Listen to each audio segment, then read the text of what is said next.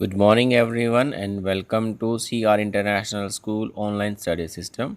Dear student, we are talking about your fourth chapter, that is agriculture, and we have discussed about all kinds of food crops and non-food crops in this section. And today we will talk about the technological and the institutional reforms introduced in India by the government to improve the agricultural products. आज हम जो discuss करेंगे इसके अंदर chapter 4 के अंदर क्या आपके टेक्नोलॉजिकल और इंस्टीट्यूशनल रिफॉर्म्स गवर्नमेंट के द्वारा इंट्रोड्यूस किए गए हैं उनके बारे में लोग डिस्कस करेंगे। Before discussing this why do we need these reform, सबसे पहले हमें इस बात पे एक बार सोचना होगा कि हमें ये टेक्नोलॉजिकल रिफॉर्म्स की ज़रूरत क्यों है। देखिए, इंडिया के जैसे बहुत सारे ऐसे कंट्री हैं, there economy is depend on the agriculture. उनकी जो इकोनॉमी होती है वो एग्रीकल्चर पे डिपेंड करती है, and to every country it is important to increase their economy. और हर एक कंट्री के लिए अपनी इकोनॉमी को बढ़ाना बहुत ही ज़्यादा ज़रूरी होता है, and that's why we need to require technological reform. तो इसलिए हमें अगर अपनी इकोनॉमी को बढ़ाना है तो ऑब्वियसली बात है हमें टेक्नोलॉजिकल या फिर कोई भी सुधार करना ही होगा, ताकि हम लोग इसकी प्रोडक्शन को बढ़ा सकें और ज़्यादा से ज़्यादा अर्निंग की जा सके। Second important thing is that कि इंडिया की जो जीडीपी है उसके साथ साथ जो वर्कर्स हैं, इसमें जो काम करने वाले लोग हैं उनकी जो संख्या है दैट इज़ मोर देन 50%। अगर हम बात करते हैं तो 50% से ज़्यादा लोग आज भी इंडिया के अंदर एग्रीकल्चर पे डिपेंड करते हैं, and their livelihood is depend on it. Third important thing is that why do we need to increase the food security, और हमें टेक्नोलॉजिकल रिफॉर्म्स करने की ज़रूरत क्यों है। वो सीधा है कि the population increasing every day, हमारी जो पॉपुलेशन है बहुत तेज़ गति से बढ़ रही है और उसकी सेल्फ सफिशिएंसी के लिए हमें प्रोडक्शन को भी उसी लेवल पे बढ़ाना होगा। अदरवाइज़ एक इम्बैलेंस इम्प्रूव हो जाता है या इम्बैलेंस हो जाएगा, जिसकी वजह से हमारी पॉपुलेशन बहुत ज़्यादा बढ़ जाएगी और उसकी फीडिंग के लिए हमारे पास अगर क्रॉप्स नहीं होंगी तो हमें बहुत बड़ी प्रॉब्लम का सामना करना पड़ सकता है। So keeping in mind all these things we need to improve the production of our agriculture, and for that we need to introduce regularly some reforms.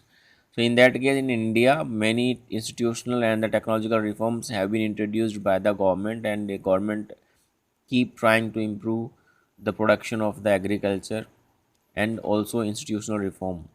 तो उसमें हमारे पास कुछ रिफॉर्म्स के बारे में डिस्कस करते हैं। तो सबसे पहले हम लोग डिस्कस करेंगे institutional reforms introduced by the government of India in the agricultural sector. तो हम सबसे पहले इंस्टीट्यूशनल जो रिफॉर्म इंट्रोड्यूस किए गए हैं उनके बारे में हम लोग डिस्कस करेंगे, इंडियन गवर्नमेंट के द्वारा जो इंट्रोड्यूस की गई हैं। The very first the institutional reform is collectivisation and consolidation of the holding cooperation on and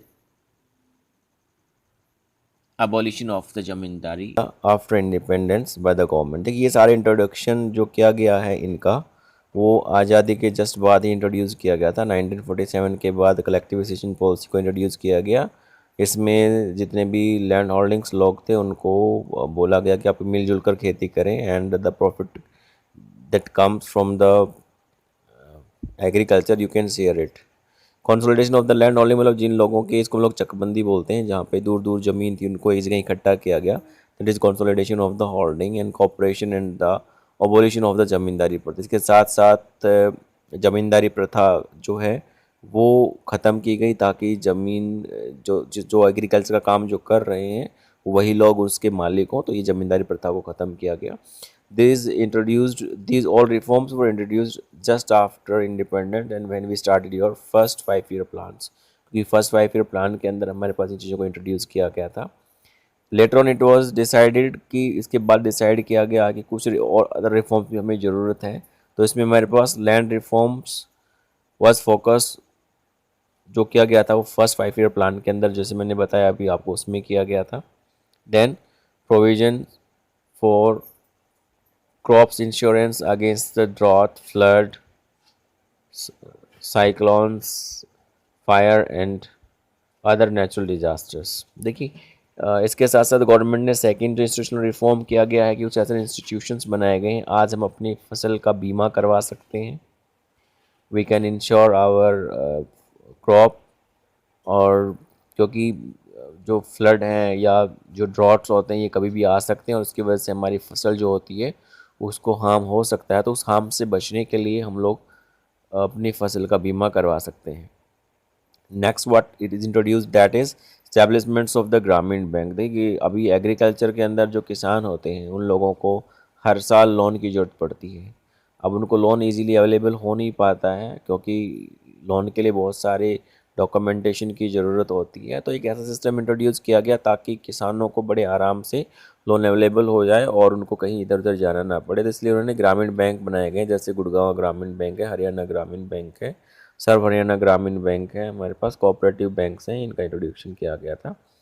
और इसका मेन पर्पज़ ये था कि ताकि किसानों को परेशान ना होना पड़े और उनको अपने लैंड के अगेंस्ट में उनको ये लोन इजीली अवेलेबल मिल जाए, इजीली अवेलेबल हो जाए। और the interest rate, the main thing was that interest rate was kept very low in these loans. तो मेन जो इस चीज़ का ध्यान रखा गया, इसमें ध्यान रखा गया कि भैया जितने भी हमारे किसानों को जो भी लोन मिलेगा वो that should be at the minimum interest rate. इसी में हमारे पास next what is introduced is KCC. इसके अलावा केसीसी को इंट्रोड्यूस किया गया है। KCC stands for Kisan credit cards. तो ये भी हमारे पास किसानों के क्रेडिट कार्ड्स के रूप में अवेलेबल हो पाता है जहाँ से वो बड़े इजीली ग्रामीण बैंक से लोन ले सकते हैं and that will be on the cheapest rate, और वो भी हमारे पास चीपेस्ट इंटरेस्ट रेट पे होता है।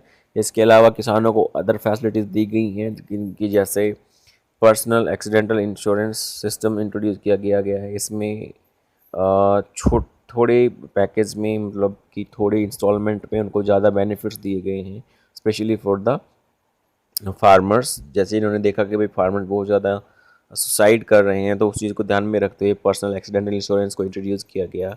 इसके साथ साथ प्रोडक्शन ज़्यादा होने की वजह से किसानों के माइंड में को ये रहता था कि भाई कि उनकी फसल को पता नहीं कोई खरीदेगा या नहीं खरीदेगा, तो उसके लिए गवर्नमेंट ने एक नया सिस्टम इंट्रोड्यूस किया, that is FCI, food corporation of India को इंट्रोड्यूस में लाया गया। और उसके लिए इन्होंने क्या किया गया कि ये हमारा हर साल जो MSP इंट्रोड्यूस किया जाता है, MSP stands for minimum support prices. इसको गवर्नमेंट ने इंट्रोड्यूस किया कि भाई अगर आपकी कितनी भी फसल हो, जैसे गेहूं का प्रोडक्शन मान लो बहुत ज़्यादा हो गया, तो वो कम से कम, जैसे आज का जो हमारा रेट है वो 2,000 रुपये का है, तो गवर्नमेंट ये किसानों को कंफर्म करती है कि भाई 2,000 रुपये में उनका जो व्हीट है वो परचेज किया ही जाएगा, उससे महंगा या सस्ता वो अपनी मर्जी से उसको सेल कर सकते हैं। So these some institutional reforms were introduced in India, and after this, government also introduced some technological reforms. Technological reforms की अगर हम बात करते हैं, गवर्नमेंट ने कुछ टेक्नोलॉजिकल रिफॉर्म्स भी इंट्रोड्यूस किए हैं। जैसे very first that was introduction of the green revolution and the white revolution. You may have heard about the green revolution and the white revolution also. आपने इसके बारे में सुना होगा। ग्रीन रेवोल्यूशन का मतलब है कि फसलों के अंदर बहुत ज़्यादा आपका प्रोडक्शन के अंदर इंक्रीज करना है। And white revolution is known as the operation flood, जिसमें आपका दूध के जो प्रोडक्शन होते हैं उनको बहुत ज़्यादा बढ़ाया गया है। तो ये दो हमारे टेक्नोलॉजिकल रिफॉर्म्स किए गए हैं। इसमें किसानों को HYV सीड्स करवाए गए हैं। इसके अलावा हार्वेस्टिंग मशीन्स वगैरह प्रोवाइड करवाई जाती हैं। तो ये सब इनको टेक्नोलॉजिकल रिफॉर्म्स में रखा गया है। सेकंड थिंग इज़ दैट अभी हमारे पास गवर्नमेंट ने वेदर बुलेटिन्स वगैरह स्टार्ट किए हुए हैं कि गवर्नमेंट किसानों को इन्फॉर्म करती है कि अभी मौसम कैसा रहने वाला है। इसके साथ साथ एग्रीकल्चरल प्रोग्राम स्टार्ट किए गए हैं टीवी पर, रेडियो पर, जहाँ पे किसानों को पता लगता है कि भाई आने वाले टाइम में किसकी फसल करनी है, क्या किस चीज़ की रिक्वायरमेंट है, कितने पानी की रिक्वायरमेंट है, मतलब all these information are passed to them through the TV and the radio.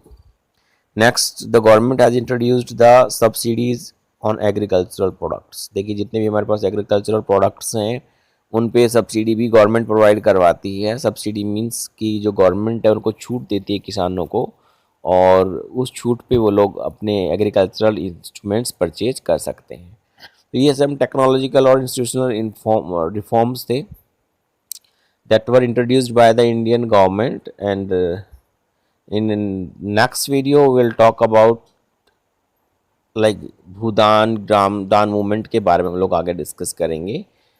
और उसके बाद हमारे पास नेक्स्ट होगा role of the agricultural into the Indian economy में क्या इसका रोल है। Then will talk about the food security system in India that you have studied last year भी आपने इस चीज़ के बारे में डिस्कस किया था। food security of India. That's all for today. See you.